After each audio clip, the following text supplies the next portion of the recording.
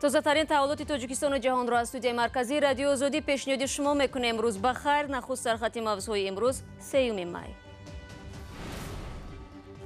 дар рӯзи ҷаҳонии озодии баён кордори сафорати Амрико дар бораи чанд мушкилоти хабарнигорони тоҷик ҳарф зад.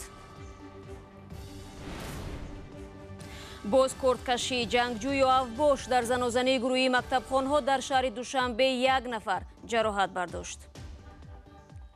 Як 6-7 кас биромад, намедонам чанд кас буд.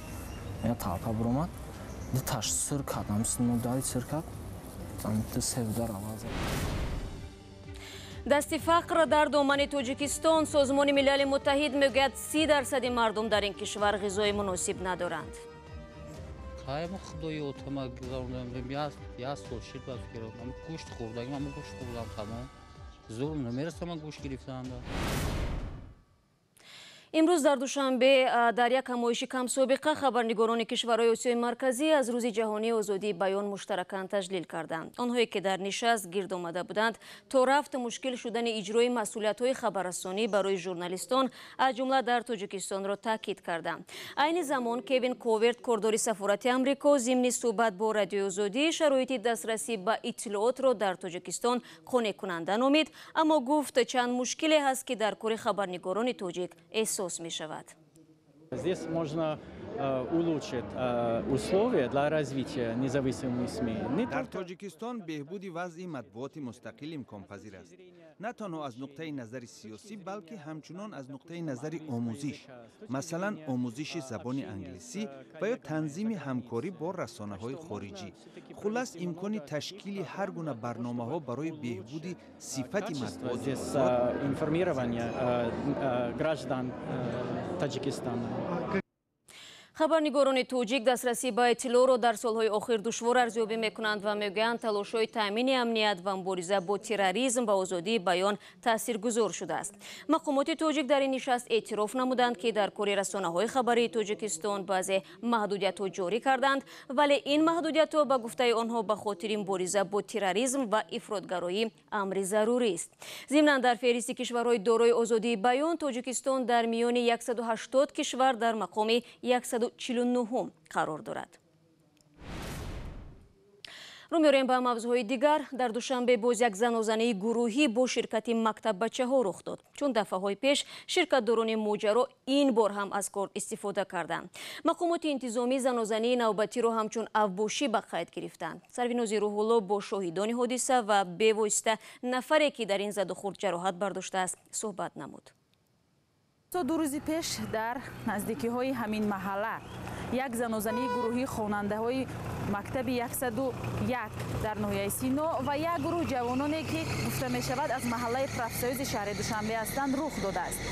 шоҳидони ҳол мегӯянд ки як хонандаи анҳамин мактаби 101 ки дар ин занозаниҳо ҳузур доштааст захмӣ шудааст ва ҳоло дар бемористони қарияи боло бистарӣ аст. Фарҳод Маҳмадназаров ҷабрдидаи ин занозанист ки ба гуфтаи худаш бидуни ягон сабаб латукуб шудааст. он шом қарор буд назди бародараш равад. Акам донишгоҳи ҳарбида мехона, ҳамҷо сапагиам берси авая сапожнида буд, бояд мебурду медодумшон. Отама гуфтум ки ҳамҷо мерам. Гуфт хай бира агане биё тез.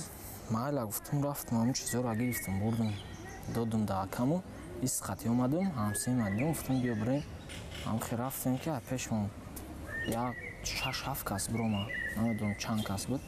Я талпа биромад, диташ сир кард, ҳамисин муддаи сир кард, тамти севдар аваз задан. вазорати корҳои дохилии Тоҷикистон мегӯяд дар пайи ин занозанӣ 1 нафар боздошт шудааст. вазорат ин ҳодисаро авбошӣ ном бурд ва гуфт маълумоти бештарро пас аз анҷоми тафтишот расонаӣ мекунад. Фарҳод нақл мекунад баъд аз он ки ҳамлагарон гурехтанд дидааст маҷрӯҳ аст. хестум дастма дидум пури хуна сар додум дастма ки динё синум хун рехта дигар дастма қабидум пеши буткаи чиз мефурӯшанд ҳамунҷо рафтум майка қати бастанд шамо акаву ба я мошин омад истод борум кадану варданум лесо буд. аввали моҳи январи соли гузашта дар моҷарои хунини гурӯҳӣ ҷавонони маҳаллаи 102 ва 103 пойтахт шуморе аз хонандаҳои мактаби 101 ширкат доштанд. дар он занозанӣ 2 нафар ба ҳалокат расиданд. се чиликум шох кадагия оли намедонам гуфтанд чанд рага бридагия. раёсати умури дохилии душанбе рӯзи гузашта як сокини пойтахтро барои бетараф набуданаш ба фоҷиаи инсонӣ мукофот дод. Дилшод Ҳаитов нагузошт ки 30 апрел зани худ ва 2 кӯдакашро ба ҳалокат расонад. Ин ҷавони 31-сола дар суҳбат бо ҳамкорони мо гуфт то ҳанӯз нидои духтари хурдсоли ин зан ки даруни дарё ва ба сӯи марг рафтан намехост дар гӯшҳояш садо медиҳанд. ман тахминан рӯзи 30 апрел дар ҷои корам будам ки дидам ки зани ношиносе дар инҷа овда фаромадааст бо ҳамроҳии 2 кӯдакаш дар даруни об чах вай мекард. ман ҷои корам дод мезадам ки вай маро намешунавед. Дилшод Ҳаитов дар ин минтақаи роҳи оҳан кор мекунад. бо дидани зане ки мехостааст худу 2 кӯдакашро дар дарёи Душанбенка ғарқ кунад ба наҷоти онҳо расидааст. ҳаму тезоб рафтани дод. ман мобайни вай дар рафтанда куҷи дайро кардам қапида берам бировардамаш. Дилшод мегӯяд аввал гумон кард ки модари фарзандони худро ба тамошои дарё овардааст. баъди мушоҳидаи рафтори ин зан ва муносибаташ ба фарзандон ба нияти хайри ӯ шубҳа кард. дидам ки дуруни об дуромад. ман фикр кардам ки значит ягон кор каҳания хиша кӯдаки майдакиш хаб буда дасташ вай кӯдаки калониш гирья карда вайра мезаду кашак сини об мебурдак зана. ҳангоми аз об берун кардани ин зан Дилшод мегӯяд вазъи равонии хуб надошт. Дилшод дар чеҳрааш захмро мушоҳида кардааст. гуфт ҳамин қагаб буд ки ҳолати маро намефаҳме ака мон мара ба ҳолам бигзор ман неки кашида бировардам шайдирам. вазъи равониш хунолу буд параи сараш ҳамиҷа як ними сараш хунолу буд тамом буд. мақомоти умури дохилии шаҳри Душанбе то ҳол исми он занро ва ҳамчунин омилҳои даст ба ин кор задани ӯро шарҳ надоданд. Дилшод мегӯяд саҳнаҳои он рӯз то дер дар зеҳнаш нақш баст. ҳаму гудак дод мезад гирья мекард хичасини ақиб мекашид калон духтарчаи калониш бароим хотир ма даридам қарди шаҳрвандӣ хна бароим гулако вай кардам кашидам ай об гирифтам шуд. мақомот гуфтанд ин зан зери назорат қарор дорад. ҳамкорони шавҳари ин зан ки дар нуқтаи шустушӯи мошин кор мекардааст аз ӯ имом ном бурданд ва гуфтанд ӯ зиёд машрубот менӯшад. яке аз ин ҳамкорони имом дар суҳбати бидуни сабт гуфт аз болои ӯ чандин маротиба модар ва ҳам ҳамсараш бо шикоят ба ҷои кораш нуқтаи шустушӯи мошин омаданд. Дилшод баъд аз наҷоти кӯдакон ва модараш аз мақомот хост нишонаи онҳоро бидиҳанд то ба аёдаташон биравад. ман мехоҳам ки ябора ҳоли ҳаму кӯдако хабардор шавам. Шодмон Ятим, Мулло Раҷаб Юсуфӣ, Озодӣ, Душанбе. шумо барномаи хабарии радиои Озодиро тамошо доред. Тақрибан ҳар нафари сеюм дар Тоҷикистон ғизои муносиб надоранд. Чунин аз хулосаи пажӯҳиши барномаи озуқавории Созмони Милали Муттаҳид ки ба тозагӣ маърифӣ шудааст.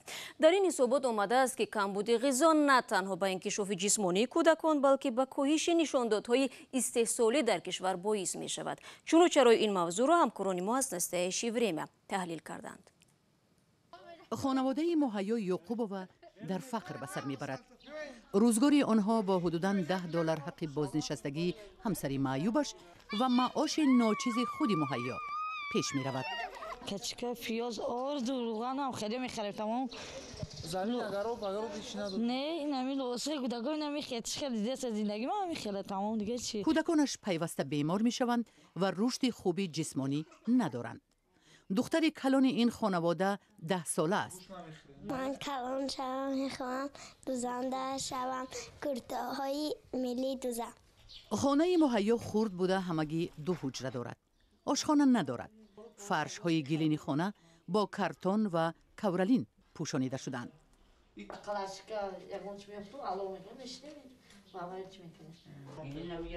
عبدالمجید در حجره خرد خانه لایی زندگی می کند. این عائله ماه با $50 روز می گذراند و نمی تواند غذای دلخواهش را بخرد.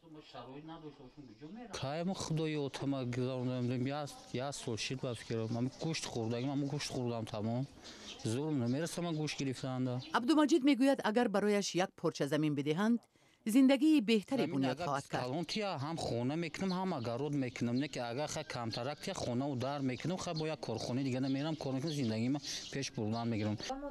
فریزه صاحب 2 دختر است. فرزندانش حتی در تابستان هم میسولفند.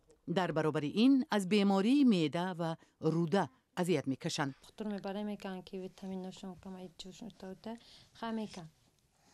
هم دارو پولی نمیسم میگیریم یا اسم سموخه بای میکنیم شنده. بنا به پژوهش برنامه عضوقواری سازمان ملل متحد در بین کشورهای منطقه در تاجیکستان مردم بیشتر از همه از کمبودی غذا رنج میبرند. مقامات رسمی تاجیکستان تا حال حسابات سازمان ملل متحد را شرح ندادند، اما رقم‌هایی که در پژوهش ذکر شدند از رقم‌های رسمی درباره قشر فقیر تاجیکستان فرق ندارند. با آنکه همه ساله حکومت از پایین بردن میزان فقر در کشور خبر می‌دهد، ولی شماره بیکاران تا رفت زیاد می‌شود.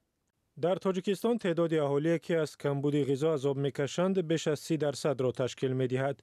این تقریباً 2.5 میلیون نفر را در بر می‌گیرد. همزمان در حسابات سازمان ملل متحد آمده است که کمبود دائمی غذا، بیماری‌های دوامدار و طرز نادرست غذادهی تقریباً هر 4 کودک تا 5 ساله را از رشد کافی جسمانی باز داشته است.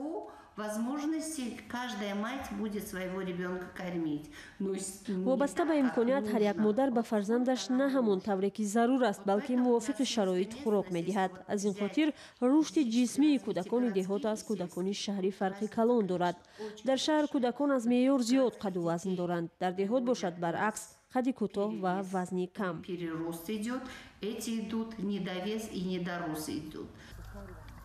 گفته می شود که با وجود کمک مالی سازمان‌های بین المللی به خانواده‌های کم بضاعت، میزان فقر در تاجیکستان چندان تغییر نیافته است. گزارش نستایش время رو همکارمون سجیده میرزا تقدیم شما کرد. دیروز دسته فوتبال لیورپول در شهر روم به دسته محلی روما با حساب 4-2 مغلوب شد، ولی از حساب آنکه لیورپول بازی اول را در میدان خود با حساب 5-2 به کامیابی رسانده بود، این دسته به بازی فینالی جام قهرمانی اروپا را یافته 26 می در شهر کیف با ریال مادرید روبرو می شود.